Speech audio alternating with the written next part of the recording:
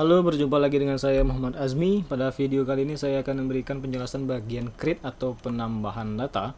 Jadi di create ini ada dua bagian, yaitu create dan create action. Create merupakan untuk halaman, sedangkan create action untuk proses penambahan data ataupun iklan yang sudah dilakukan. Nah, kemudian kita pertama kali masuk di create. Jadi di function create ini terdiri dari page, action, button submit, button reset yang akan dilempar ke dalam view-nya si iklan ADD ini. Nah, semua data yang ada $dis data ini otomatis akan dilemparkan ke iklan ADD. Nah, kemudian kita perhatikan lagi di sini ada yang namanya action, button submit, button reset yang tentunya akan dilemparkan ke view. Yang apabila kita lihat di bagian iklan ADD itu ada yang namanya sebentar, action, button submit, dan button reset. Nah, action merupakan diletakkan di pada form open multipart. Kenapa menggunakan form open multipart? Itu dikarenakan kita tidak bisa menggunakan form open biasa, karena di sini membutuhkan upload gambar. Jadi itulah alasan kenapa kita membutuhkan multipart.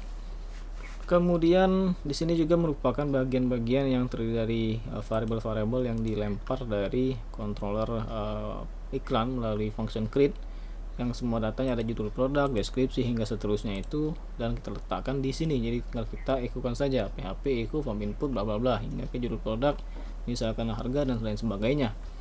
Namun di sini akan sedikit berbeda di beberapa bagian, contoh di kategori, subkategori, dan subkategori yang ini akan saya jelaskan. Namun kita bertahap dulu. Nah, setelah itu di button submit dan reset, dengan apa dibuatkan seperti ini? Karena biar apabila Anda tidak menginginkan kata submit, Anda tinggal merubahnya saja di bagian sini, maka otomatis di pada bagian sini akan juga ikut berubah. Kemudian pada bagian cut ID, dia memiliki oncing yang digunakan untuk merubah isi atau value atau nilai dari subcut ID nantinya. Begitu juga di subcut ID akan merubah si super subcut ID melalui oncing tampil super subcut. Nah, kemudian kita akan menampilkan dulu data-data yang ada di tabel kategori melalui function ambil kategori yang kita gunakan nama variabel yang nantinya akan ambil kategori. Dilihat pada bagian kategori model. Di kategori model ini ada yang namanya ambil kategori. Kita membuat suatu variabel kategori yang dimana kita akan mengambil semua data yang ada di tabel kategori. Kemudian kita akan melakukan pengecekan. Jika data kategorinya ada, maka kita akan melakukan perulangan yang nantinya akan dilempar hasil ini ke dalam view itu di sini. Nah, jadi kita menggunakan form dropdown untuk menampilkan datanya. Itu kita akan, apabila Anda lihat di form dropdown di user guide, project user guide code igniter, itu ada namanya form dropdown. Oke. Nah, di sini ada beberapa parameter yang digunakan, ada name, option, selected, dan extra. Nah, sedangkan yang kita gunakan di sini ada di dua saja, yaitu di parameter kedua dan keempat. Yang apabila Anda lihat di kedua merupakan pilihan atau optionnya, dan keempat ekstra atau tambahannya atau kelasnya. Nah, cut ID itu merupakan diambil dari sini. Kita akan memasukkan name-nya, ID-nya, dan kelasnya hingga ke bagian required. Oke, untuk penjelasan lebih detail Anda bisa melihat di pada user guide di code editor bagian form dropdown. Kemudian kita kembali lagi ke iklan ADD. Begitu juga dengan bagian subkategori, namun di sini agak sedikit berbeda. Karena kita akan memberikan suatu data yang masih kosong, misalnya data default, itu kita akan memberikan pilih kategori dulu apabila kategori belum diisi. Begitu juga di sub kategorinya. Nah, yang perlu jadi catatan nanti akan ada di bagian bawah. Setelah kategori, subkategori, dan subkategori, selanjutnya adalah bagian gambar yang kita juga gunakan untuk menggunakan oncing untuk menampilkan preview dari gambarnya, yang kita bisa atur sebesar apa resolusi atau lebar dari gambar tersebut di pada bagian img id preview ini. Misalkan Anda ingin menampilkan 500 pixel gambar previewnya sebelum diupload, juga bisa tinggal dirubah saja. Kemudian masuk kepada baris ke 56 hingga ke bawah. 56 merupakan menampilkan untuk masking angka rupiah. Oke, ini gunanya seperti ini.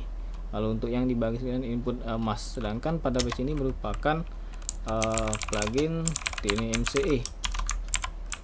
Oke, sedangkan di bawahnya merupakan script JS yang kita akan buat. Istilahnya bagian 56 hingga ke 959 ini merupakan asetnya.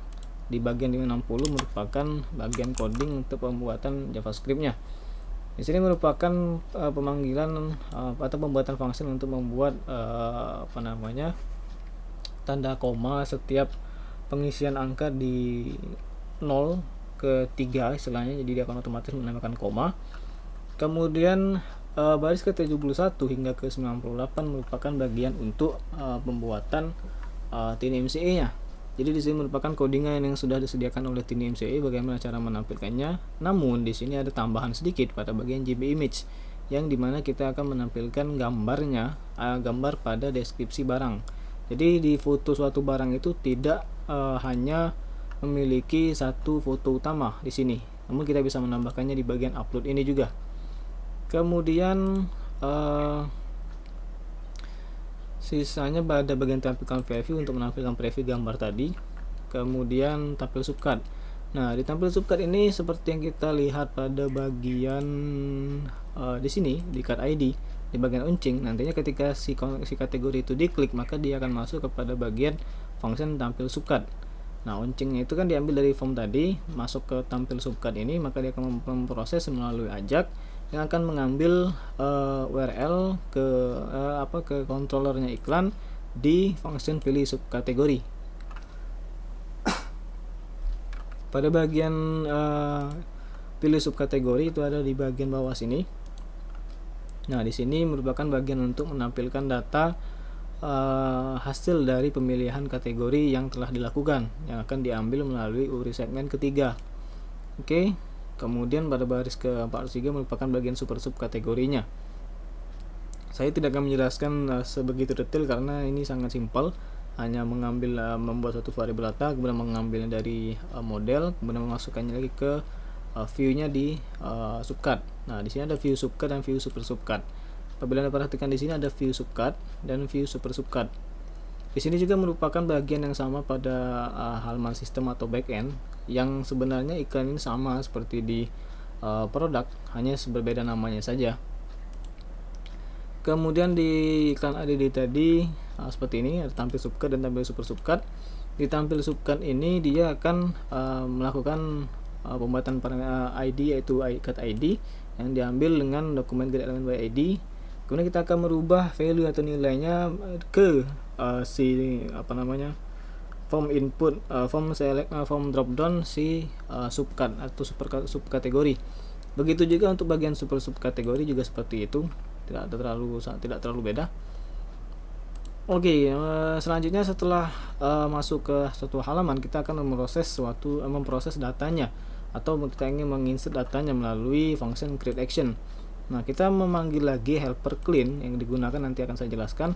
Kemudian di sini lagi ada yang namanya jika melakukan pengecekan menggunakan form validation seperti yang pernah saya jelaskan di bagian users, di mana saat kita ingin mengupdate suatu data dari profil seorang seller. Namun di sini bagian untuk di penambahan datanya. Nah, kemudian ada barisan selanjutnya setelah kita mengecek form validasi. Apabila dia benar, maka akan masuk proses selanjutnya. Kita melakukan pengecekan lagi jika foto ini diambil dari mana tadi iklan ADD itu diambil dari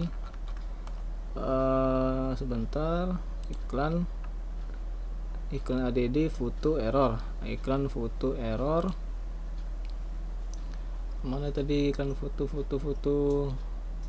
iklan ADD foto sebentar, coba saya foto dulu, cari dulu foto. Nah, foto ini nantinya akan dimasukkan ke dalam istilahnya nama upload nama file dari sini. Maaf, ini saya ubah dulu menjadi foto supaya dia bisa memasukkan gambarnya, karena untuk di bagian produk itu kita lihat di tabel produk itu ada yang namanya foto, field foto dan foto type. Nah, itulah gunanya mengapa menggunakan input name foto dan ID foto. ID ini sebenarnya tidak terlalu berguna, namun karena sudah terlanjur saya isi, diisi saja. Name ini fotonya akan digunakan pada bagian iklan di create action. Nah, jadi kita akan melakukan pengecekan. Sebelumnya di bagian penambahan data di atas create action. Nah, jika foto ini yang didapatkan dari name, dari form upload name tadi dianya tidak ada, istilahnya 4 ini adalah menyatakan tidak adanya file yang diupload, jadi istilahnya kosong istilahnya tadi. Nah, kemudian kita akan membuat suatu nama baru, nama variable bernama name file yang terdiri dari judul produk dan penambahan waktu seperti yang ada di bagian pengupdatean data user tadi. Nah, sebentar. Nah, maksud di bagian tadi saya agak lupa. Maksudnya di bagian 91 ini adalah jika fotonya itu jika form fotonya itu diisi, maksudnya. Ini saya ubah dulu. Atau form upload name foto diisi. Nah, jadi istilahnya kalau dia ada isinya atau diisi foto, maka dia akan melakukan proses. Namun jika dia kosong, maka dia akan melakukan proses lain. Nah, seperti ini. Ini bagian jika file upload kosong, dia tidak akan menambahkan foto tadi. Kembali ke bagian penguploadan foto. Nah, kemudian kita melakukan pembuatan direktori ataupun lokasi fotonya seperti biasa yang pernah saya jelaskan di bagian user tadi. Kemudian load type, max size, file name, karena pemanggilan library-nya, kemudian pengecekan. Jika dianya gagal akan dilemparkan ke ke halaman si create lagi. Kemudian selanjutnya ada di bagian foto ini tadi masih kita melakukan proses untuk melakukan proses penguploadan datanya menggunakan perintah disupload data.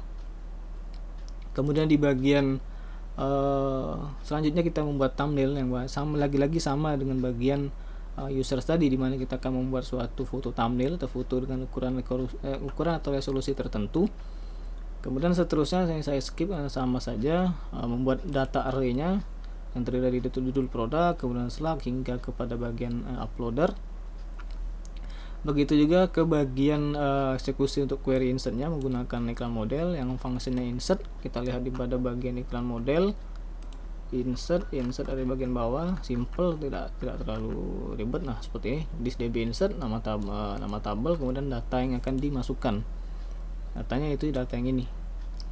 Kemudian ini jika file uploadnya kosong, jadi dia akan mengupload data. Misalkan dia cuma mengisikan seluruh form tapi tidak mengisikan form uploadnya, form upload gambar, jadi cuma teks saja yang dimasukkan. Jadi dia akan melakukan perintah insert seperti ini.